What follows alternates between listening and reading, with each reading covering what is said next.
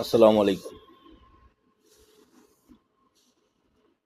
আসলে কাজী নজরুল ইসলাম, আমি যখন আস্তে আস্তে বড় হইলাম, বুঝতে শিখলাম, যখন অল্প পড়ালেখা করা শুরু করলাম বা যতটুকু পড়ছি তা থেকে যা বুঝতে পারলাম, জানতে পারলাম যে কাজী নজরুলের সাথে তখনও মির্জাফরি করা হয়েছে। এটা আমার ভিতর থেকে একটা ধ্যান ধারণা যে জাতীয় কবি আর বিশ্বকবি, সেখানেও ব্রিটিশরা আমাদের সাথে বিনিময় করছে। কারণ নজরুলের যে কবিতাগুলো ছিল কাজী নজরুলের, আমি সব কবিতা পড়ি নাই, আর ওয়া পড়ার মতো তখন ছোটোকালে নজরুলের কবিতা পড়তে গেলে দাঁত ভেঙে দিত। অনেকেই বলতো বাংলা অনেক কঠিন, আসলেই বাংলা অনেক কঠিন। উনি যেই ভাষায় লেখছেন ওটার ব্যাখ্যা বা ওটা ব্যাকরণ করতে গেলে অনেক জটিল।